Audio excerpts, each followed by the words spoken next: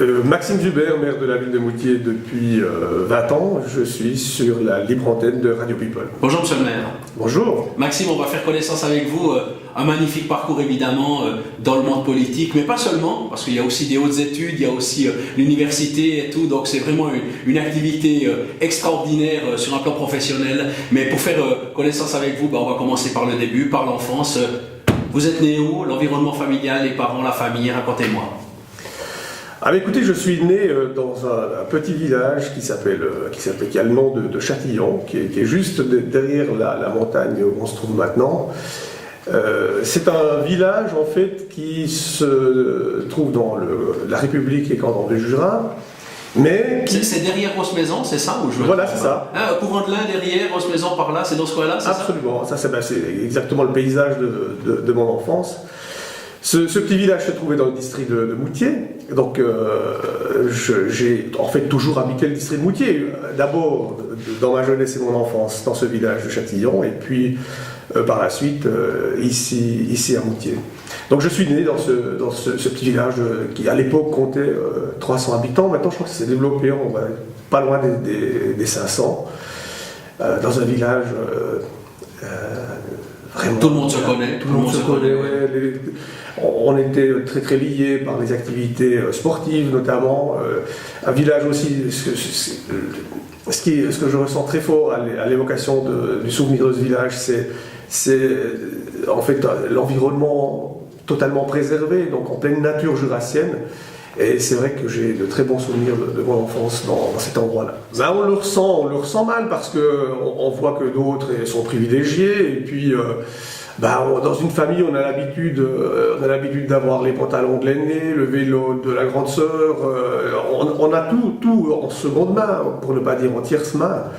Alors qu'on a le copain qui a peut-être le vélo dernier cri, qui a le jeans tout neuf. Alors bon, c'est vrai que quand on vit ça, on le vit assez mal en étant beau, surtout que les enfants sont assez cruels entre eux et puis comparent en fait leur bien. Mais bon, en même temps, on développe une certaine philosophie, on se dit voilà, c'est comme ça, et puis on développe surtout une certaine modestie. Et peut-être aussi que j'ai senti assez tôt qu'une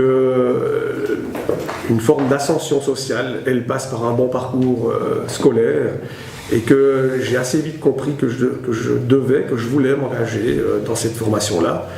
Et puis alors surtout le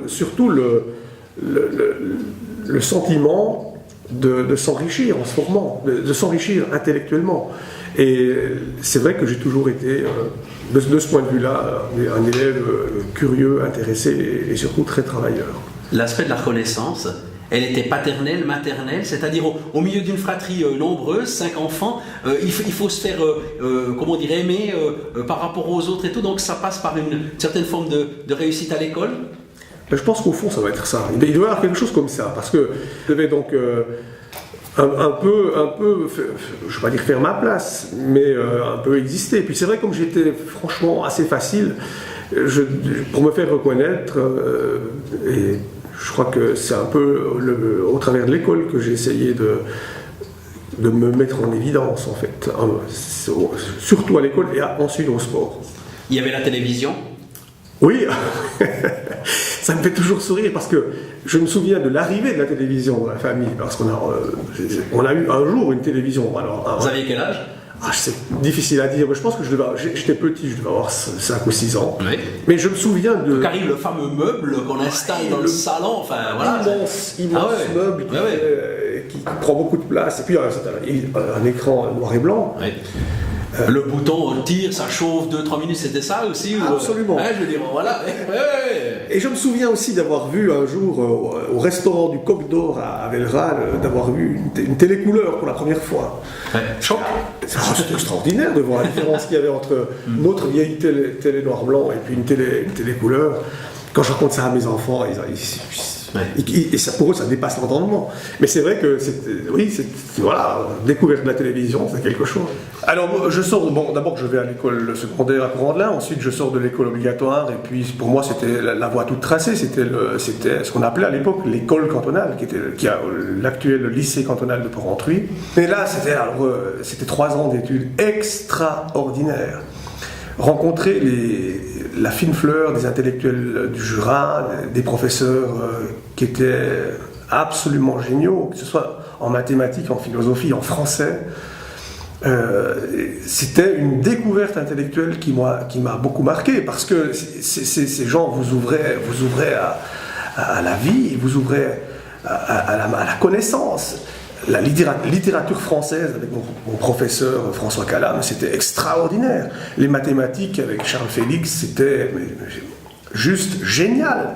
La philosophie avec M. Montavon, c'était fantastique. L'histoire avec M. Erard, qui a limité son enseignement à l'histoire des personnalités jurassiennes, c'était vraiment extrêmement vivifiant intellectuellement, et j'ai gardé un très très grand souvenir de cette école. C'était juste 3 ans, dans une vie c'est pas grand chose, mais alors c'était 3 ans très très importants. Et c'est pas seulement le sujet traité, c'est la manière pédagogique d'amener le sujet, c'est aussi ça que vous louez dans ces professeurs-là? Absolument, donc pour moi ça reste des exemples.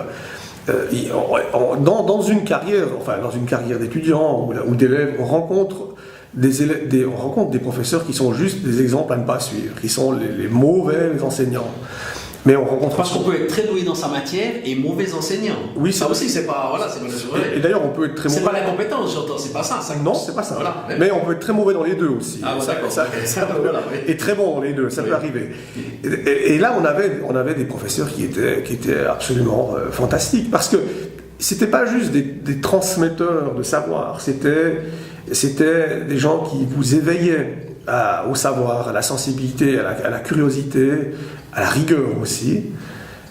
C'est pas antinomique, et qui vous apprenaient à devenir un homme. Est-ce qu'au mois de novembre 2013, quand il y a une votation qui dit ce serait bien qu'on essaie de parler puis de mettre en place qu'éventuellement il y ait un grand canton du Jura qui aille sur les bords du lac de Neuchâtel et tout, et puis qu'il y a 80% à peu près de mémoire de gens qui disent non, absolument pas, niet, vous trouvez aussi que le peuple a toujours raison? Oui, effectivement. Donc, une vérité devient vérité en politique dès lors qu'elle est admise par une majorité, même si cette vérité paraît absurde. Là, moi j'ai pris acte de ce résultat. Je constate surtout qu'à Moutier, on a été un peu plus intelligent. On a dit oui à la réflexion. Maintenant... Parce qu'en fait, c'était pas est-ce qu'on veut oui ou non, c'était est-ce qu'on se met autour d'une table pour entamer éventuellement un projet qui, voilà, mais qui est autant, que ce soit autant net. Ça veut dire quoi concrètement? Ça veut dire qu'il aurait peut-être fallu attendre encore une génération, je dis ça comme ça, un peu à l'arrache, pour qu'en fait les vieux rancuniers de ceux qui y étaient puis qui ont toujours dit non, et puis les pro-bernois qui disaient déjà non il y a 30 ans, continuent à dire non. Il faut peut-être qu'il y ait une génération suivante pour se mettre tous ensemble, parce que ce serait quand même idéal d'être tous dans cette partie ensemble à tirer à la même corde, plutôt que d'être un peu les oubliés du canton de Berne, non? Je suis un peu provoque quand je dis ça comme ça, quoi. Oui, vous prêchez un convaincu, mais ce qui me paraît évident, c'est que d'attendre une génération n'aurait servi à rien. Parce que ce vote, en fait, il dit ceci, les questions qui vous préoccupent, vous, qui pensez que la politique a une influence sur notre quotidien, que le pouvoir politique, le pouvoir de proximité, le fait d'exercer des mandats, le fait de décider soi-même, ceux qui pensent ça, vous vous trompez, ça ne nous intéresse pas.